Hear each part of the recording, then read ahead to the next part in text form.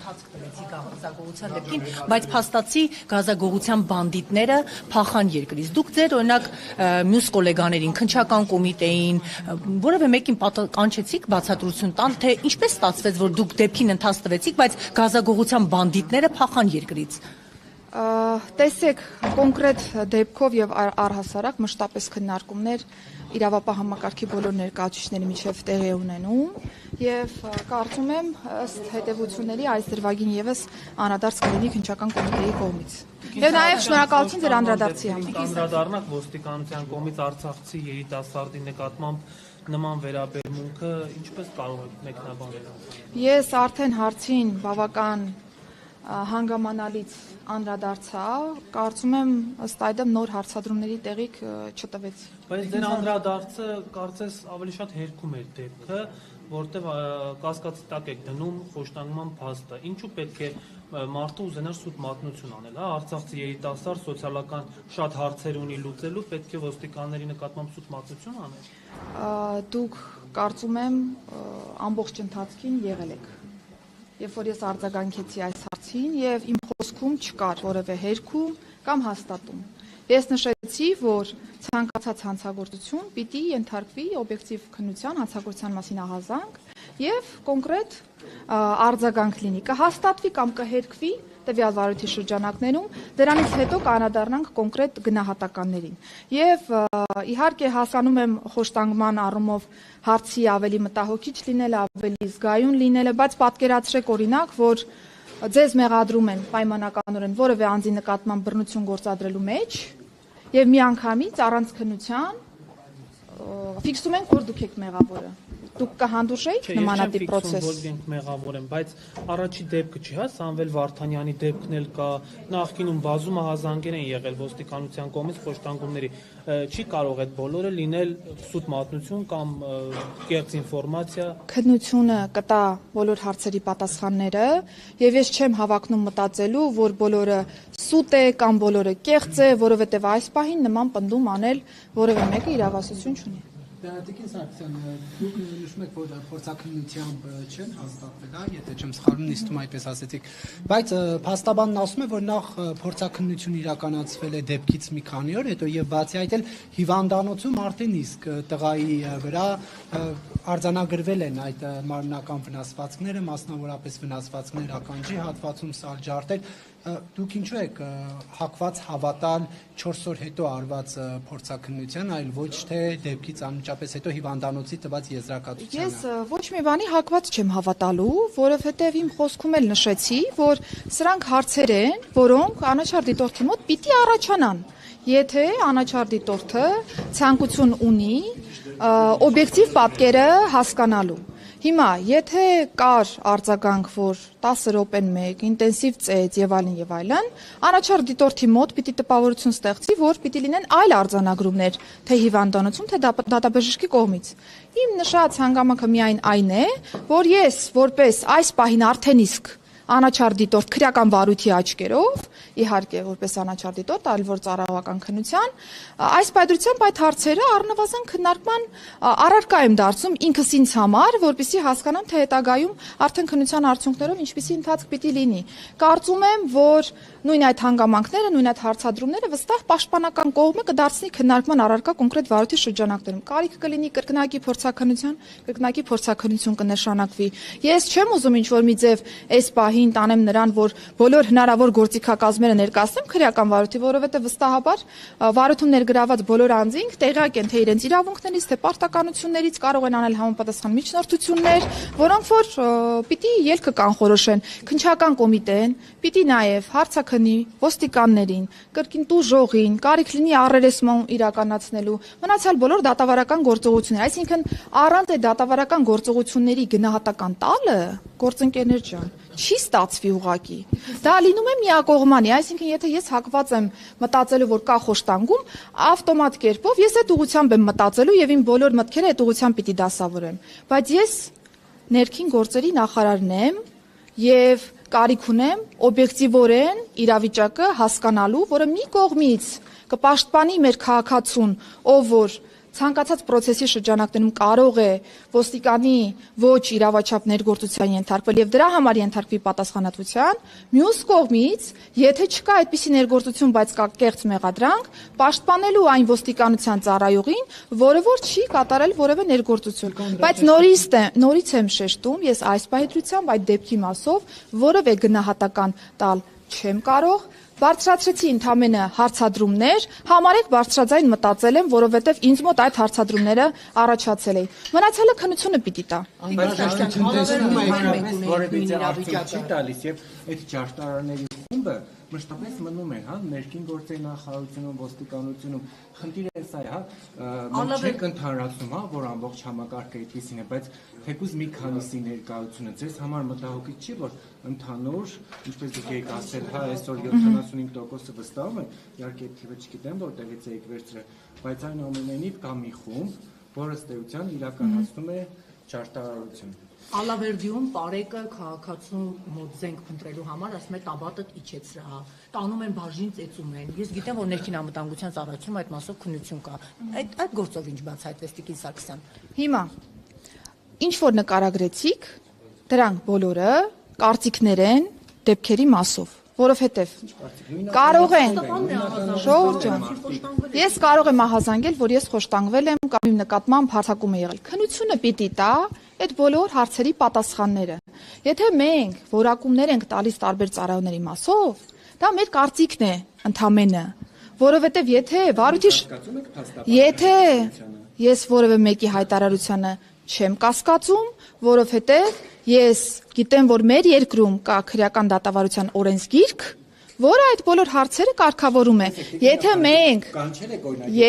մենք որոնք նույնականացվել են ձեր աշխատասենյակ, օրինակ ինքներդ ներքին զրույց ունեցել եք, հարցրել եք, դա այդպես է, թե այդպես չի եղել, փաստաբանի նույնականացված տվյալները արդյոք ճիշտ են, թե ճիշտ չեն։ Գիտեք, չէ, որ ապօրինի բան եք ասում։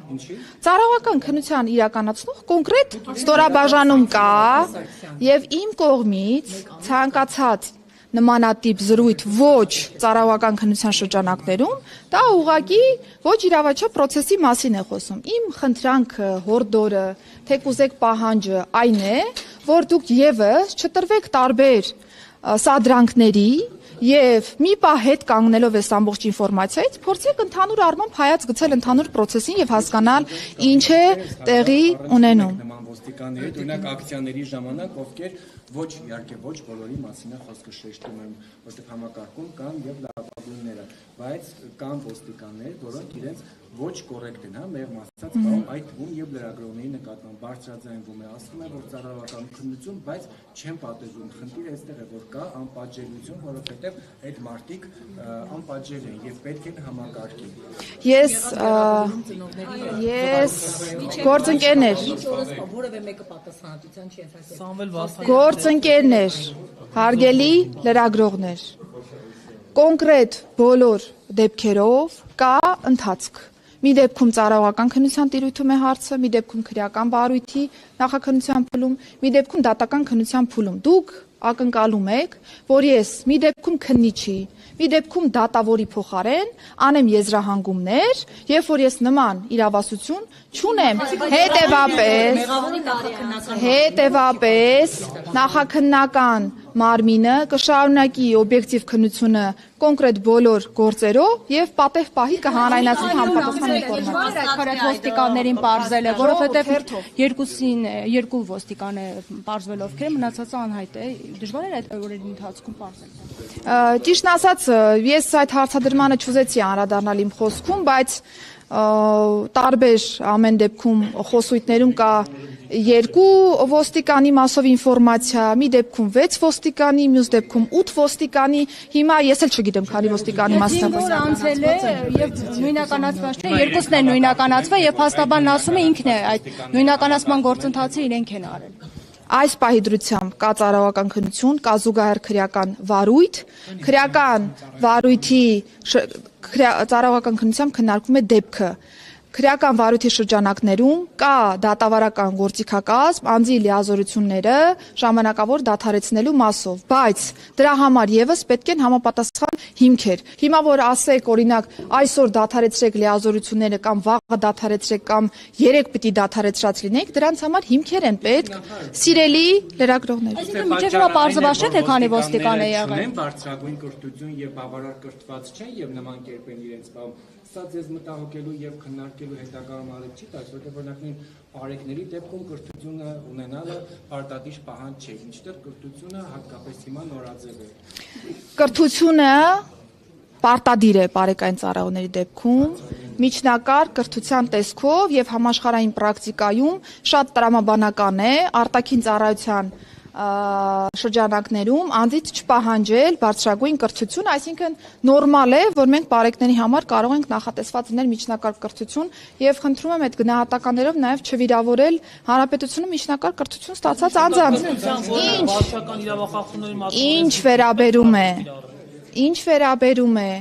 կրթության ոլորտի փոփոխություններին, այո,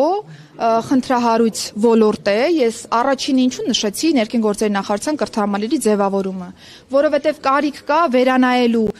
ծառայողների պատրաստման process-ը, ամեն տարի շարունակելու նրանց կրթությունը, որովհետև մենք հատկապես ատեստավորման ժամանակ նկատում ենք, որ ունենք ծառայող, որը տարիներ շարունակ որևէ վերապատրաստման չի մասնակցել, որքան էլ ազնիվ ծառայող լինի, որքան էլ պրոֆեսիոնալ ծառայող լինի, ամեն դեպքում ժամանակակից աշխարհում, եթե խոսում ենք ոստիկանական աշխատանքի մասին, ամեն տարի պետք է թարմացվեն գիտելիքներն ու հմտությունները։ Սա պակաս է, որը որ պիտի լրացվի, բացը պիտի լրացվի եւ ՆԳՆ կրթահամալիրի ձևավորման աշխատանքները շատ ինտենսիվ ենք իրականացնում, որպեսզի կարողանանք օր առաջ այդ կրթական process-ները ադապտացնել այս իրավիճակին։ Պարեկների դեպքում 6 ամսյա նախկինում արդեն հնգամսյա բազային կուրսի տրամաբանության մեջ, այո, մենք գնահատել ենք, որ կարիք կա վերանայելու նաև այդ կուրսը, մի քանի անգամ փոփոխել են կրթական ծրագիրը, պետական կրթական չափորոշիչը եւս փոփոխվել է,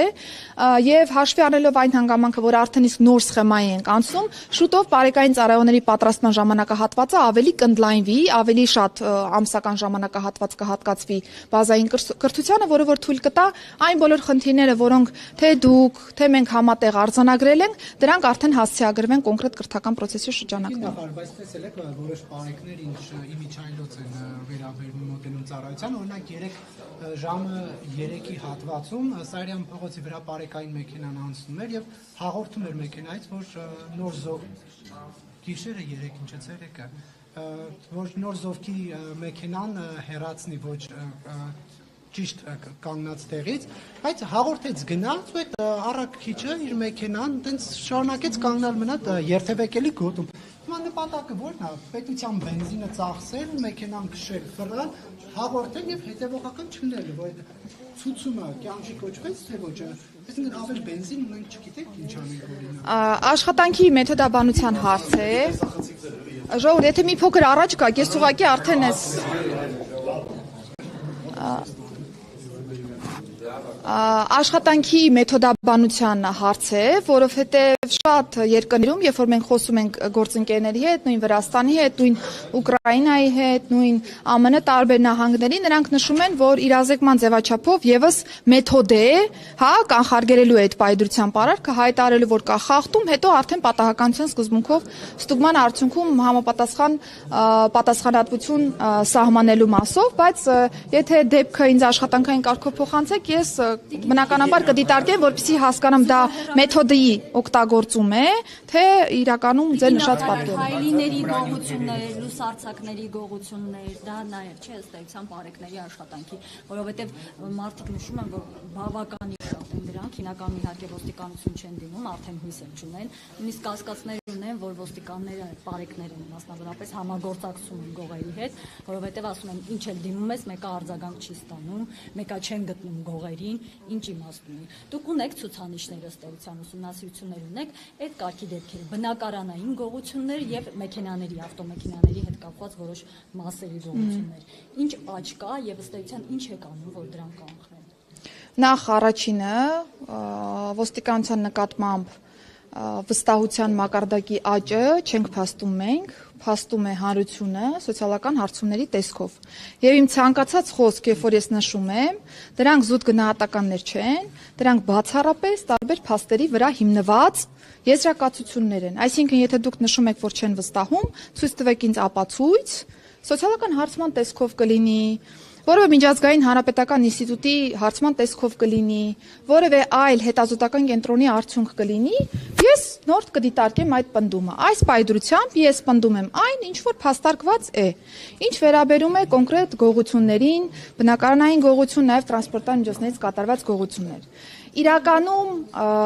ինձ համար եւս մտահոգիչ են այդ դեպքերը, որովհետեւ մենք պրակտիկայում արձանագրում ենք, որ տարբեր խմբեր են գործում շատ հաճախ, ընդ որում վերջերս մենք նույնիսկ բացահայտել ենք մի բնակարանային գողություններով անցնող խմբի, որը որ ոչ միայն օրինակ Կոտայքի մարզում է իրականացրել գողություններ, այլ Երևանում, այլ մարզերում, այսինքն կան նաև ձևավորված պրոֆեսիոնալ խմբեր, որոնք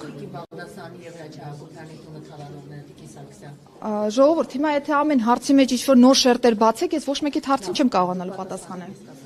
Խմբի մասով արդեն իսկ ունենք բացահայտում, այսինքն այն բոլոր դեպքերը, որոնք տարբեր մարզերում չբացահայտված էին մինչև այս պահը, խմբերի կոնկրետ բացահայտման արդյունքում այս բոլոր դեպքերը համարում ենք բացահայտված։ Բայց բնականաբար կարիք կա շարունակելու այս ուղղությամբ աշխատանքը, որովհետև մենք նկատում ենք, որ շատ հաճախ հանցանք կատարած անձինք օգտագործում են նաև ընդհանուր ենթակառուցվածքային պայմանները, լուսավորության հետ կապված տարբեր հարցերն են դիտարկում, որպեսզի հասկանան, թե որ տեսադաշտից մոտենան տվյալ օրինակ տրանսպորտային միջոցին, որ դեպքում իրենք չեն տեսանկարահանվի առավելապես, շատ հաճախ օգտագործում են նաև իրենց հագուստը, որպեսզի կարողանան նույնիսկ տեսախցիկի առկայության պայմաններում քողարկել իրենց դեպքը, որը թեև օրինակ քաղաքացին կարող է նշել, որ այ տեսախցիկը կա, անձը երևում է, բայց մենք չենք կարողանում նույնականացնել տվյալ անձին։ Սրանք իհարկե կներեք, սրանք իհարկե մտահոգիչ դեպքեր են, որոնք կարիք կա հետևողականորեն աշխատելու։ Այս տարի արդեն բնակարանային գողությունների բացահայտման առումով այս մի քանի ամիսների ընթացքում աճ ունենք բացահայտման առումով։ Եթե կոնկրետ թվերն են հետաքրքրում, կարող եք հարցում ուղարկել նախարարություն, պատշաճ կերպով բոլոր թվական տվյալները կներգրավի։ Ասեմ, որ տրանսպորտային միջոցներից կատարված գողությունների մասով մտահոգիչ էր այն դեպքը, որ հատկապես որոշակի մագնիշի տրանսպորտային միջոցներից էր տեղի ունեցել գողությունը։ Մենք հանդիպել ենք նաև հանցագործությունից ենթադրյալ տուժողների հետ, այս պայդրությամբ փոխոստիկանապետի գլխավորությամբ իրականացման ինտենսիվ աշխատանքներ, որպեսզի կարողանան այնքան անկախ են, որ զանգահարում են, նույնիսկ ասում են, այսքան փող, այսքան գումար, տելեգրամյան աղալիքներն են օգտագործում։ Այսինքն այս սանձարձակությունը արդեն չափ ու սահման ըստ մարդկանց ու նյութերի հետ կապված ոստիկանությունը պայքար է տանում, բայց մենք հաճախ տեսնում ենք, որ օրինակ նույն տելեգրաման ալիքներով տարածվում են տեսանյութեր, թե ինչպես ինչ-որ քաղաքացիներ բռնում տարբեր անձանց, որոնք ըստ էության թմրանյութեր են իրացնում, պատժում են իրենք իրենց մեթոդներով։ Օրինակ այն տեսանյութերը ուսումնասիրում է, որքանով են դրանք նախ համապատասխանում իրականությանը եւ ինչ առնչություն կա ընդհանրապես թմրանյութերի հետ։ Ամենաթողությունը, որ օգտագործում են եւ այդ պիպետկաները փողոցներում շախտված են, այսինքն ոստիկանությունը այնքան անտարբեր, որ մարդիկ բացահայտ օգտագործում են ու այս գործիքներն էլ փողոցներում շահ են տալիս, պետք է սարքել։ Ամենաթողության մասով ոչ, որովհետև եթե կա կոնկրետ կլինի այդ ներարկիչը, կլինի կաթոցիչը, չգիտեմ ինչ անվանումներով որ կոչենք այդ բոլոր բաղադրամասերը, դրանց հայտնաբերման դեպքում, հատկապես բարեկային ծառայության դեպքում ունենք բավական բարձր ցուցանիշներ եւ դրանք դառնում են կրկին հաղորդում են դառնում եւ ուղարկվում են քրեական վարույթ։ Ձեր անձամբ ներկայացրած հաղորդման հիման վրա ձեր տան հատվածում ավելի ինտենսիվացել է բարեկային ծառայության աշխատանքը, Նարեկ ջան, եւ դրա արդյունքում որոշակի դեպքեր արձանագրվել են եւ ուղարկվել են քննչական կոմիտե։ Ձեր տան մոտ, եթե ուղարկեք գրավոր հարցում կուղարկեն։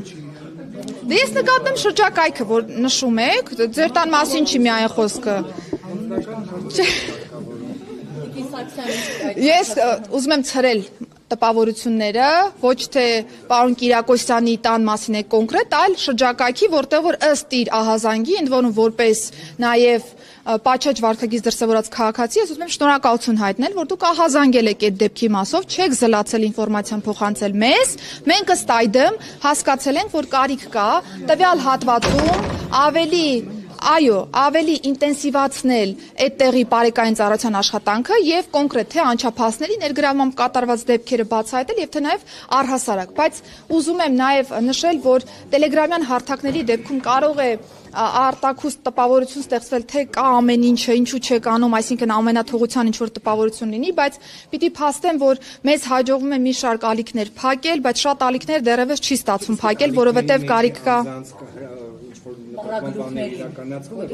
միանշանակ շարողներին բռնում են, բայց պարագլուխները ասում են մնում են չբացահայտված։ Միանշանակ այդտեղ եւս խնդիր կա, որովհետեւ եթե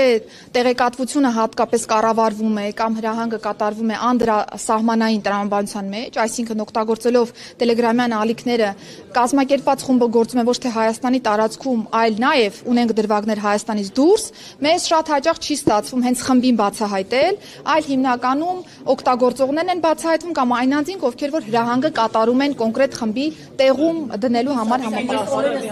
կոնկրետ թմրանյութ օգտագործող անձի հետ նիբարաշեն քրեակատարողական հիմնարկում ինքը ասում է մանկապարտեզներում դպրոցների այդ հատվածներն են։ Դուք այդտեղ զգոնության կոչ, ոստիկանությունը, որ մանկապարտեզների դաստիարակները, տնօրենները, դպրոցի տնօրենները զգուշանան, երեխաները կարող են ինչ-որ փաթեթը վերցնեն, մտածեն, օգտագործեն, որտեղ ըստ էության կոնկրետ անձը, որը 6 տարի ազատազրկման է դատապարտվել, ինձ ասում է մանկապարտեզում դպրոցում տեղադրել եմ, որ գան վերցնեն, շարել եմ, որպեսզի գան վերցնեն։ Բայց քրեակատարողական հիմնարկում էր, չէ՞ դա։ Այսինքն հետևողականորեն պատասխանատվության է ենթարկվել։ Դեպքի մարմինները պետք է պարագլուխներին գտնեն, մեզ փակելով հարցը չի լուծվում։ Չգիտի որը պարագլուխ։ Շատ լավ։ Խմբերի բացահայտման առումով իհարկե դեռ անելիք ունենք շատ իրականացնելու, որովհետև մեր խնդիրն է հենց խմբի բացահայտումը, խմբի կազմակերպիչների բացահայտումը, որպեսզի մենք կարողանանք խմբի հետագա գործողություններն արդեն կանխենք եւ ուղղակի հետևանքի հետևից չվազենք, անընդհատ բռնենք տարածողներին եւ չկարողանանք խմբի գործունեությունը դադարեցնել, բայց այստեղ ավելի ինտենսիվ աշխատանքի կարիք ունենք իրականացնելու, ասեմ, որ հատկապես վերջին ժամանակահատվածում սահմանային կետերում ավելի ուժեղացրել ենք հսկողությունը եւ կարողացել ենք տասնյակ կիլոգրամներով տարբեր դրվագներով թմրամիջոցներ հայտնաբերել եւ առգրավել, որը որ հենց այս տրամաբանության մեջ թույլ չի տվել, որպեսզի հետագայում դա դառնա տասնյակ հազարավոր մանր դեպքեր, կլինի իրացում, կլինի օգտագործում եւ այսպես շարունակ։ Դպրոցների գործընկերներ, հարգելի լրագրողներ, վարչապետի խոսնակցի Նազերի Բաղդասարյանի, վարչապետի Աներ Զաքիրյանի, Հակոբյանի քպական պատգամավորի իրենց բնակարանների գողությունը իրականացնող անձիկ կան այդ գողերի մեջ թե ոչ։ Դրանց մասով արդեն կա քրեական վարույթ, պիտի խնդրեմ դիմել քննչական կոմիտե, որպեսզի ընթացքի մասով իրազեկվեք, բայց ես ավելի հարգալից եմ ձեր գործընկերոջ նկատմամբ, որովհետև կար հարց, որին որ ես չպատասխանեցի, խոսքս դպրոցների շրջանում թմրամիջոցների տարածվածությանն է վերաբերում, ասեմ, որ իրականում ավելի